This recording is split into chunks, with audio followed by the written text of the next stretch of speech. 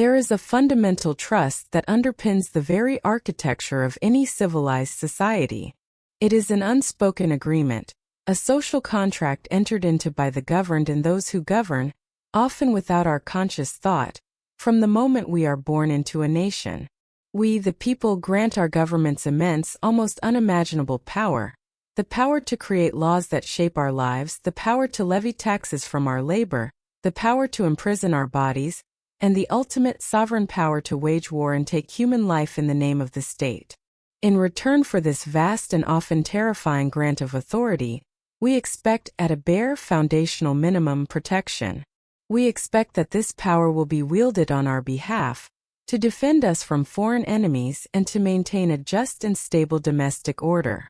We must believe that there is a sacred line, an ethical and moral firewall that separates the protector from the predator, a line that our own leaders would never, under any conceivable circumstances, dare to cross. The most sacred and inviolable part of this trust, the very bedrock of our sense of security and nationhood, is the belief that our own government would never deliberately, cynically, and violently harm us, its own citizens, for political gain. It is a belief so foundational to our sense of safety and reality that to seriously question it is to risk questioning the very nature of the world we think we inhabit. Tonight, we are going to tell a story that not only forces us to question that belief, but shatters it into a million pieces. This is not a conspiracy theory, whispered on the dark and paranoid fringes of the internet. This is not speculation or conjecture. This is a story that comes to us directly from the government's own files, from once top-secret papers stamped with the official seal of the highest office in the United States military, written in the cold, dispassionate language of bureaucratic evil. It is the story of a detailed, meticulously crafted, fully staffed, and officially proposed plan to commit acts of horrific terrorism against American civilians, on American soil and in international waters, for one single, cynical, and monstrous purpose: to create a phony pretext for a war of choice. This is the story of a government conspiracy that was not hatched by shadowy, rogue figures in a smoke-filled room, but was formally written, signed, and presented by the most senior and decorated military leaders in the nation. This is a story of Cold War secrets so dark, so profoundly disturbing, that they challenge our entire understanding of our own history, forcing us to re-examine the motives and mindsets of the men who held the fate of the world in their hands. This is the story of a proposed government-sponsored campaign of terror against its own people, a plan known by the innocuous, almost pastoral code name, Operation Northwoods. Part 1. The Cauldron of Fear, a World on a Knife's Edge. Our journey into this heart of darkness begins in the early 1960s, a period of almost unbearable tension in human history, a time when the world felt as though it was holding its breath. The Cold War, the great ideological and military struggle between the United States and the Soviet Union, was at its absolute zenith. This was not a distant conflict fought in faraway lands. It was a psychological war that permeated every aspect of American life. The prevailing political theory was the domino theory, the belief that if one nation fell to communism, its neighbors would inevitably follow, one by one, until the entire world was draped in red. The enemy, communism, was portrayed as monolithic, relentlessly expansionist, and fundamentally satanically evil. This was the era of the Red Scare's long shadow, a time when the fear of communist infiltration was a potent political weapon. In America, this fear was not an abstract political debate. It was a palpable, daily existential dread. Schoolchildren in cities and towns across the nation practiced duck and cover drills, hiding under their flimsy wooden desks in a futile and terrifying pantomime of surviving a nuclear blast. Families, spurred on by government pamphlets and the apocalyptic rhetoric of the day, spent their weekends building concrete fallout shelters in their backyards, stocking them with canned goods, bottled water, and radiation suits. The popular culture was saturated with this anxiety, from the stark terror of films like On the Beach to the paranoid sci-fi of The Twilight Zone. The world felt fragile, poised on the brink of Armageddon. On the world stage, two new young and dynamic leaders faced each other across a vast ideological divide. In the White House sat John F. Kennedy, the youngest president ever elected, a man who projected an image of youthful vigor, intellectual sophistication, and hope. His new frontier rhetoric promised a new era of American leadership, a commitment to progress and a pledge to pay any price, bear any burden, meet any hardship, support any friend, oppose any foe to assure the survival and the success of liberty. He surrounded himself with what the journalist David Halberstam would later call the best and the brightest, a cabinet of Ivy League intellectuals, technocrats, and sharp-witted analysts, led by his equally brilliant and hard-nosed younger brother, Attorney General Robert F. Kennedy. In the Kremlin sat Nikita Khrushchev, the brash, earthy, and unpredictable premier of the Soviet Union. Khrushchev was a stark contrast to the urbane Kennedy. He was famous for his emotional outbursts, for banging his shoe on a desk at the United Nations, and for his chillingly confident promise to the West, "We will bury you." The personal chemistry between the two leaders was toxic. At their first and only summit meeting in Vienna in June of 1961, Khrushchev bullied and browbeat the young American president, a confrontation that left Kennedy shaken and determined to prove his toughness. And just 90 miles off the coast of Florida, a tiny sun-drenched island nation had become the terrifying focal point of all this fear, fury, and superpower tension: Cuba. In 1959, a charismatic, bearded, cigar-chomping revolutionary named Fidel Castro had led his band of Barbudos, his bearded guerrilla fighters, out of the Sierra Maestra Mountains and successfully overthrown the corrupt, brutal, and staunchly pro-American dictator Fulgencio Batista. At first, the United States was cautiously optimistic.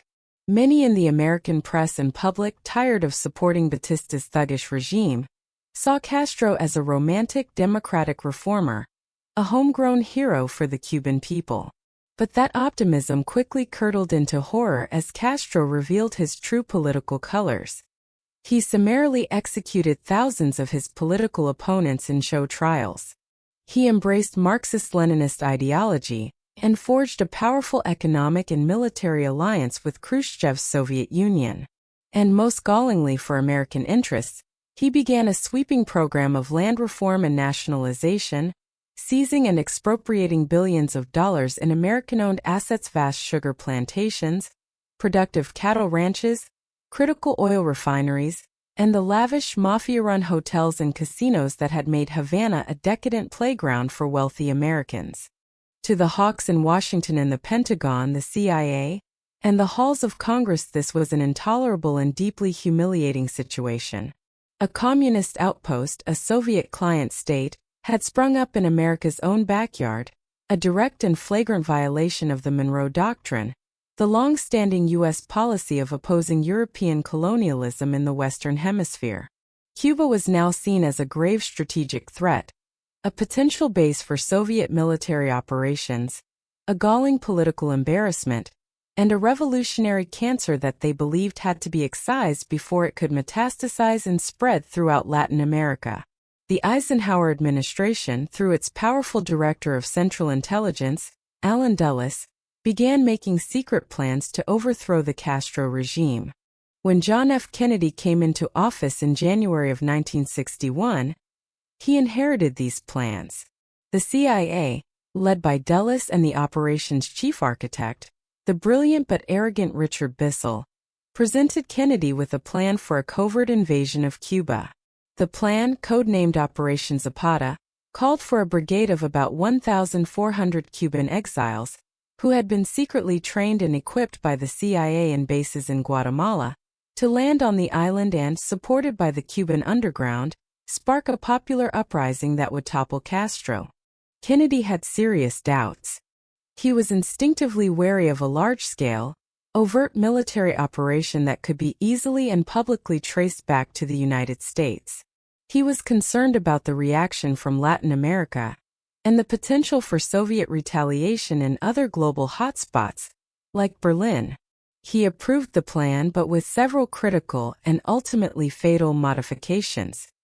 He moved the landing site from the relatively populated city of Trinidad, where there was some anti-Castro sentiment and access to mountains for guerrilla warfare, to a remote, swampy, and sparsely populated bay on the southern coast of Cuba called the Bahía de Cochinos, Bay of Pigs. The new location was a tactical nightmare, surrounded by swamps with few escape routes.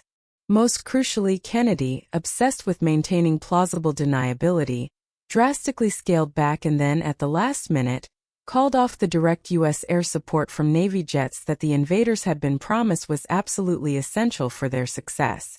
On April 17, 1961, Brigade 2506 landed at the Bay of Pigs. The invasion was an unmitigated disaster from the very start. The element of surprise was lost. The initial airstrikes by the exiles' own B-26 bombers failed to destroy Castro's small air force.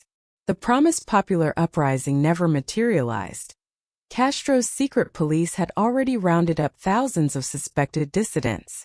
The invaders were bogged down on the beachhead, their supply ships sunk by Castro's planes. Without U.S. air cover, the men on the beach were sitting ducks. Within 3 days, Castro's forces had crushed the invasion, killing over 100 of the exile fighters and taking nearly 1,200 prisoners. The Bay of Pigs was a profound and deeply public humiliation for the Kennedy administration. JFK was savaged in the press and on the world stage, seen as weak, indecisive, and naive. He took full public responsibility, famously stating that victory has 100 fathers and defeat is an orphan. But inside the Pentagon and the CIA, the feeling was not one of shared responsibility, but of white-hot seething rage and a deep sense of betrayal. The military's top brass, men like the pugnacious Air Force Chief of Staff Curtis LeMay and the hawkish Chief of Naval Operations Arleigh Burke, were furious. These were men who had won World War II. They believed that if Kennedy had just unleashed American military power, if he had just allowed their bombers and destroyers to do their work, Castro would have been toppled in a matter of days. They felt that they had been leashed by the politicians, that their victory had been stolen from them by the civilian amateurs in the White House. This deep sense of frustration, this feeling that they had been stabbed in the back by their own commander-in-chief, created the fertile, toxic ground in which a truly monstrous idea could take root and flourish. Part 2. Operation Mongoose and the Pentagon's Impatience. In the wake of the Bay of Pigs, the Kennedy administration, smarting from the failure and now personally and politically obsessed with the Cuba problem, doubled down on its efforts to get rid of Fidel Castro. The president's younger brother, the formidable and relentless Attorney General Robert F. Kennedy, was put in charge of a new top-secret multi-agency program with a single relentless objective: remove Fidel Castro from power. This program was given the codename Operation Mongoose. Operation Mongoose was a massive, sprawling campaign of covert operations, of economic sabotage, of psychological warfare, of propaganda, and of repeated, often bizarre and comical assassination plots. It was run out of a CIA station in Miami under the command of the legendary and hard-charging Air Force General Edward Lansdale, an expert in counterinsurgency. The operation had hundreds of CIA case officers and thousands of Cuban exile assets. Their mission was to make life so miserable for the Cuban people, and to so thoroughly disrupt the Cuban economy that a popular uprising would become inevitable.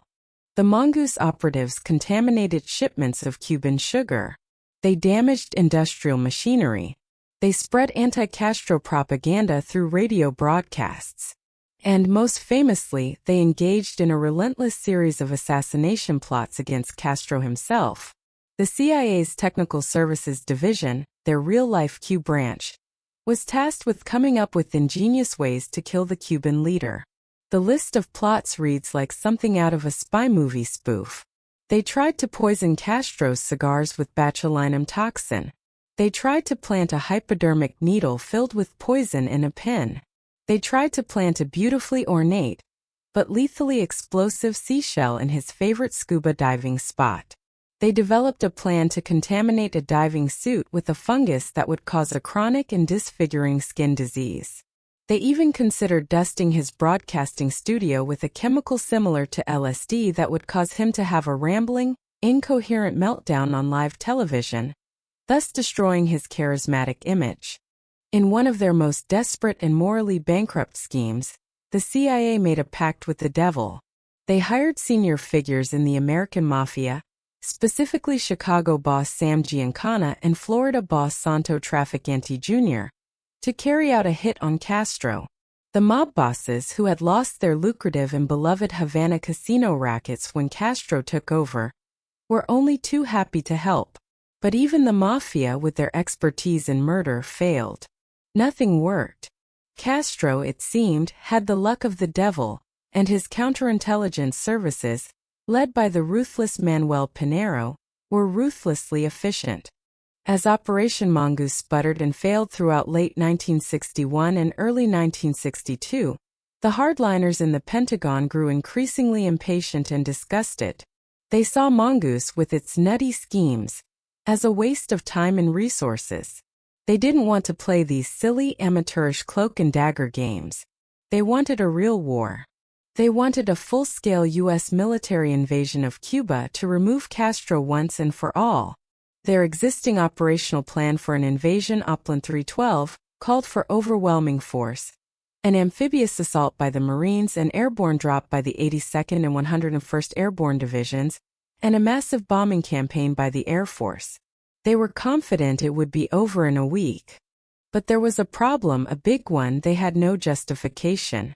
They had no legitimate, publicly defensible reason to launch an unprovoked attack on a sovereign nation, especially one that was now closely allied with the nuclear-armed Soviet Union.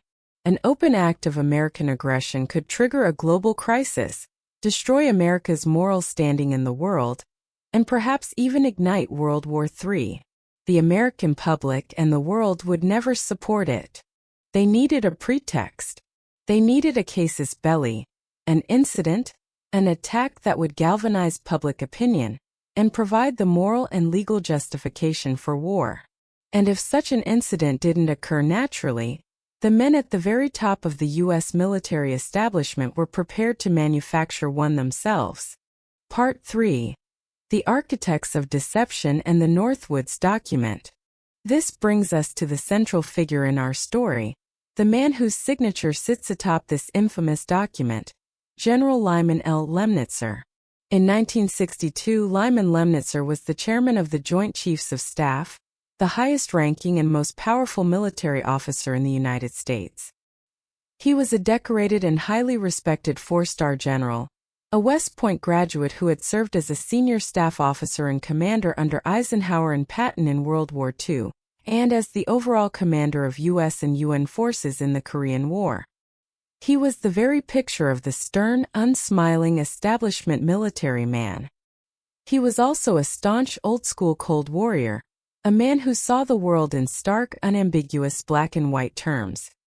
He viewed communism as a virulent cancer that must be eradicated wherever it appeared, and he had a deep and abiding distrust for the young, sophisticated, Ivy League-educated intellectuals of the Kennedy administration, whom he saw as dangerously dovish, naive, and lacking in military experience. Working under the umbrella of the Department of Defense and the Joint Chiefs of Staff, Lemnitzer tasked a team of his top planners, led by Brigadier General William H. Craig, with a secret project to brainstorm and develop a range of potential pretexts that could be used to justify a U.S. military invasion of Cuba. This effort, which involved senior planners from every branch of the military, produced one of the single most shocking and disturbing documents in modern American history. The document, dated March 13, 1962, was a memorandum sent from the Joint Chiefs of Staff to the Secretary of Defense. It was titled Justification for U.S. Military Intervention in Cuba, TS. The TS in parentheses stands for Top Secret.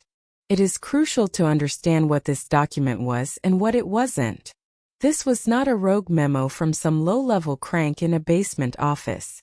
This was a formal policy proposal, a policy recommendation that was drafted, reviewed, and then formally signed and approved by every single member of the Joint Chiefs of Staff, the uniformed leaders of the Army, Navy, Air Force, and Marine Corps.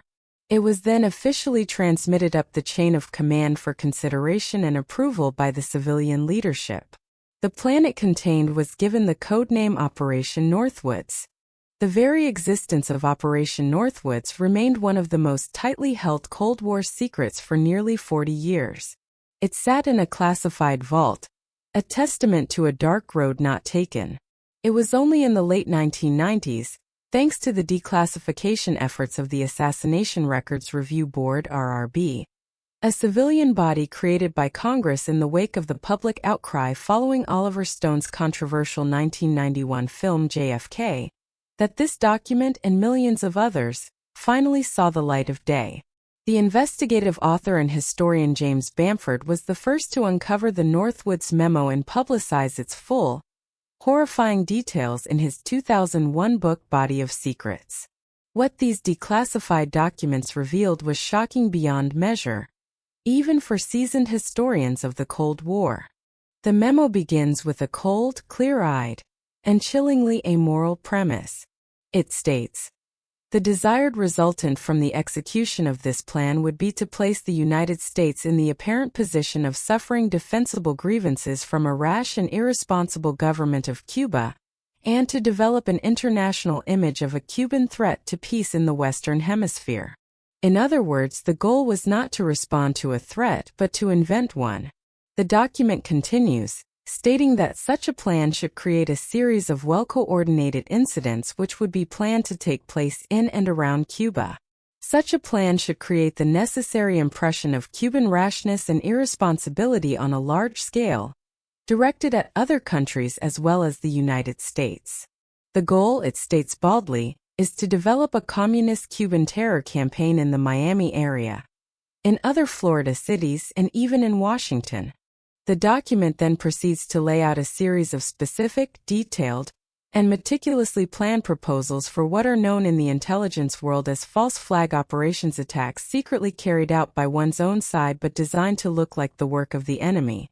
The proposals are a chilling litany of cynical, government-orchestrated terror, a catalogue of deception that seems to have been ripped from the pages of a dystopian novel. Let's examine some of them in detail, because their cold, bureaucratic specificity is what makes this story so utterly terrifying.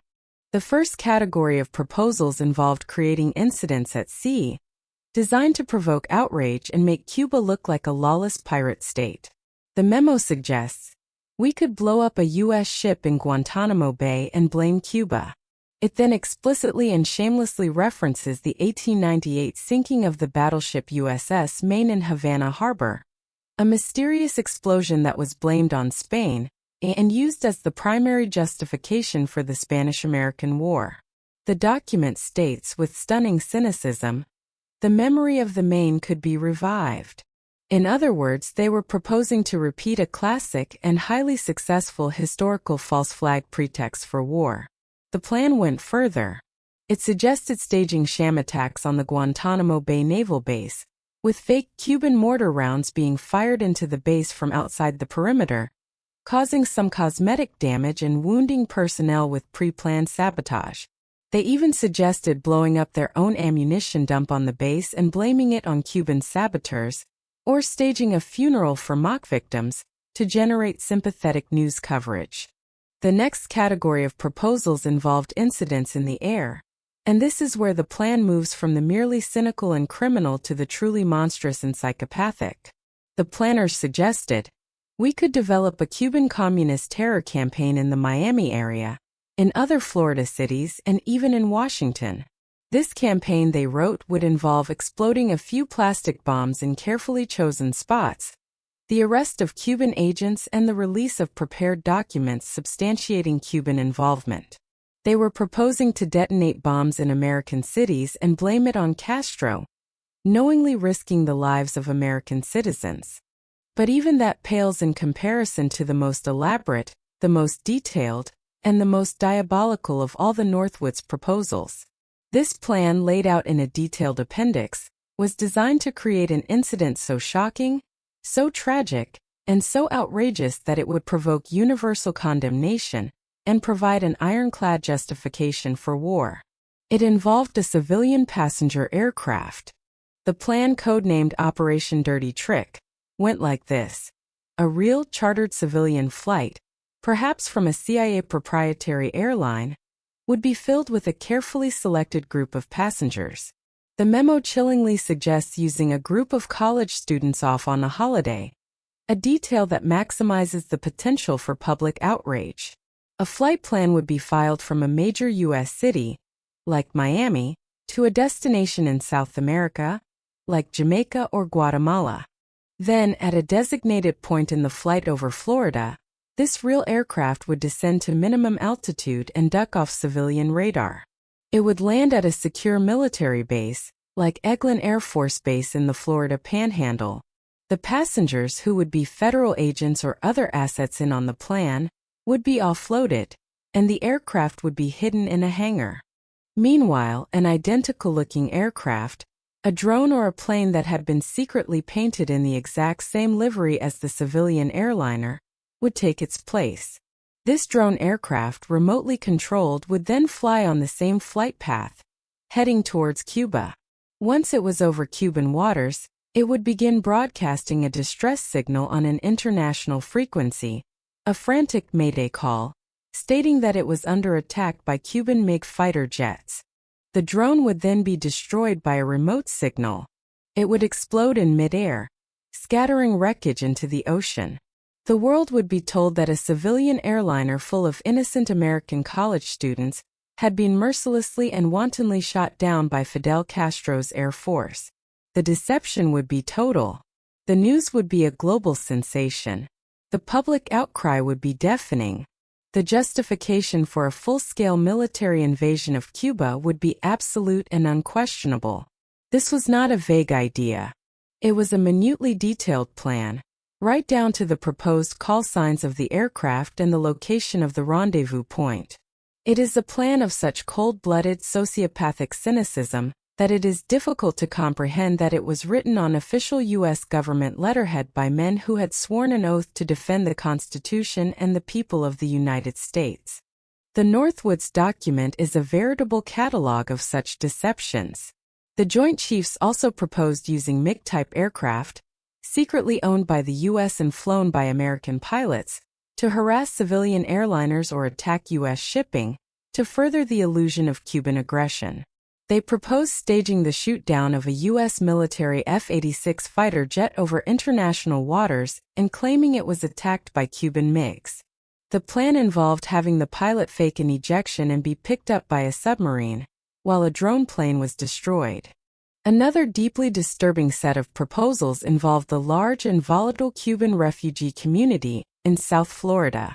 The planners suggested that they could use the ongoing exodus of refugees from Cuba as a pretext. The memo states, with an almost unbelievable cruelty, "We could sink a boatload of Cubans en route to Florida, real or simulated." Let that sentence sink in.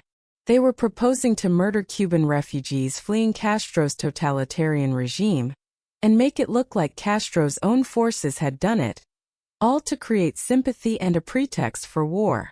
They also suggested staging terrorist attacks on members of the Cuban exile community in Miami, attacks that would be laid at Castro's door.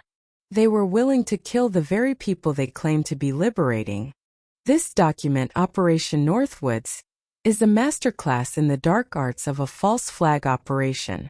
It is a detailed operational blueprint for treason. It outlines a plan for the United States military to wage a secret war of terror against its own people and its allies in order to trick the public and the world into supporting a war of choice. It was signed by General Lyman Lemnitzer and every other member of the Joint Chiefs of Staff, and on March 13, 1962, it was formally presented to the civilian leadership at the Pentagon for approval. Part 4. The Wall of Rejection and the Brink of Armageddon. The top-secret document landed on the desk of the Secretary of Defense, Robert S. McNamara. McNamara was a new breed of Washington power player. He was not a politician or a general. He was a former Ford Motor Company executive, one of the whiz kids known for their sharp, analytical, numbers-driven approach to management. He was a key member of President Kennedy's inner circle, a man who represented the new technocratic face of the administration. When he read the Northwoods proposal, he was, by all accounts, utterly horrified. He could not believe what the nation's most senior and respected military leaders were seriously proposing. He saw it not just as immoral, but as insane, a relic of a pre-nuclear mindset that could plunge the world into catastrophe. McNamara immediately scheduled a meeting with President Kennedy to discuss the document. The young president's reaction was one of utter disgust and disbelief. Kennedy had already developed a deep and abiding distrust of his military high command. They had pushed him so hard into the Bay of Pigs disaster, assuring him of its success, only to see it fail spectacularly. He increasingly saw his generals as reckless, unimaginative, and dangerously aggressive. He saw the Northwoods plan as the ultimate confirmation of his worst fears. This was not just a policy disagreement. It was a fundamental clash of worldviews. Kennedy saw the Cold War as a complex, nuanced struggle that required diplomacy, covert action, and a careful avoidance of direct superpower confrontation. The generals saw it as a simple existential battle of good versus evil that could only be won with overwhelming military force. Kennedy told McNamara in no uncertain terms that the United States would not, under any circumstances, engage in such activities. The plan was rejected flatly and absolutely. On the Northwoods document itself, in the margins, McNamara scribbled a note of a meeting with the president, a note that would prove historically vital. I told him, Kennedy, that the JCS had a plan for creating plausible pretexts to use military force. We were not going to get into a war with Cuba. President Kennedy then met personally with General Lemnitzer. It was undoubtedly a tense and frosty meeting. The President of the United States informed the chairman of the Joint Chiefs that there was no possibility of the U.S. using overt military force in Cuba, and that the entire line of thinking behind Operation Northwoods was to be abandoned immediately. The Northwoods proposal was dead on arrival. The relationship between the President and his chairman of the Joint Chiefs, already strained, was now irrevocably broken. While Lemnitzer was not fired on the spot, that would have created a major political crisis and made him a martyr for the hardliners. It was made clear that his tenure as the nation's top military officer was over. Later that year, when his 2-year term as chairman expired, it was not renewed. He was effectively kicked upstairs, given the prestigious but less influential post of Supreme Allied Commander of NATO in Europe. This move got him out of Washington and away from the direct levers of American military power. He was replaced as chairman by General Maxwell Taylor, a retired Army general whom Kennedy respected and trusted, and who had been a vocal critic of the Bay of Pigs plan.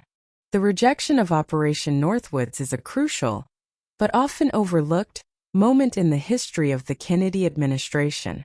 It demonstrates the massive, dangerous, and almost unbridgeable chasm that had opened up between the civilian leadership in the White House and the military high command in the Pentagon. The generals saw Kennedy and his advisors as weak, vacillating, effete intellectuals who were dangerously soft on communism. Kennedy and his team saw the generals as reckless, bloodthirsty dinosaurs, men who were incapable of navigating the nuanced and perilous new realities of the nuclear age. In this context, this deep-seated animosity and distrust makes the events of the Cuban Missile Crisis, which occurred just 7 months later in October of 1962, even more dramatic and terrifying. When U.S. surveillance planes discovered Soviet offensive nuclear missiles being installed in Cuba, the world held its breath for 13 days, teetering on the very brink of nuclear war. Throughout that crisis, President Kennedy was under almost unbearable pressure from the very same military leaders who had authored Operation Northwoods. The Joint Chiefs, almost to a man, argued for an immediate, massive air strike on the missile sites, to be followed by a full-scale invasion of Cuba. They were stunningly dismissive of the risks of nuclear war. Air Force Chief of Staff Curtis LeMay, the architect of the firebombing of Japan, famously told the president that a naval blockade, the option Kennedy favored, was almost as bad as the appeasement at Munich. He believed a nuclear war was inevitable and winnable. During one of the tense meetings of the Executive Committee, ExComm, the group of advisors Kennedy had assembled to manage the crisis, LeMay reportedly raged at the president, telling him he was in a pretty bad fix, and that his decision to blockade instead of attack was a weak one. Kennedy, according to his brother Robert, was shocked by the almost violent opposition from the military. But Kennedy held firm against them. He knew, perhaps better than anyone, the mindset of the men who were advising him. He knew that these were the same men who just months earlier had been willing to murder American citizens to get the war they so desperately wanted. This knowledge must have weighed heavily on him as he rejected their aggressive advice and chose the more dangerous but ultimately successful path of a naval quarantine and secret, back-channel diplomacy to resolve the crisis peacefully.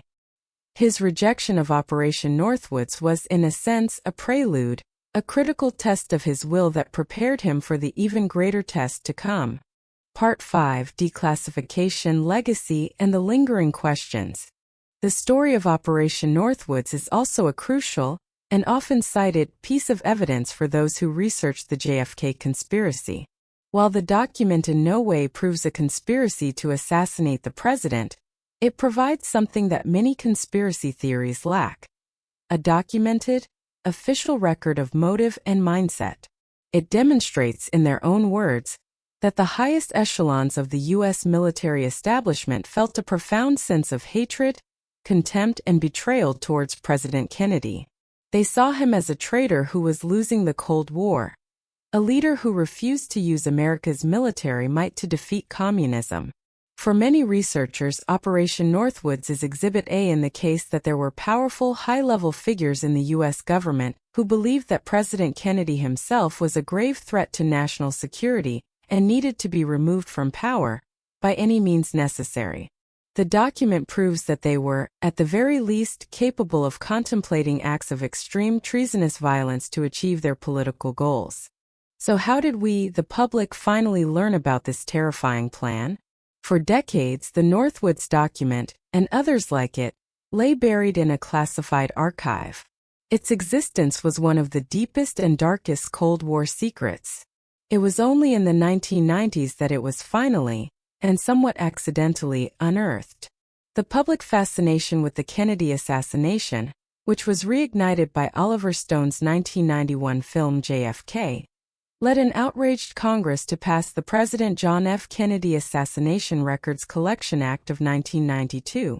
This act created the Assassination Records Review Board, ARRB, a powerful civilian body with the authority to declassify millions of pages of government documents related to the Kennedy assassination. It was during this massive declassification effort that the Operation Northwoods memo was discovered, filed away among thousands of other documents related to Cuba policy in the 1960s. When researcher James Bamford published its contents in his book in 2001, the reaction was one of widespread shock and, for many, utter disbelief. Many initially assumed it had to be a forgery, a hoax.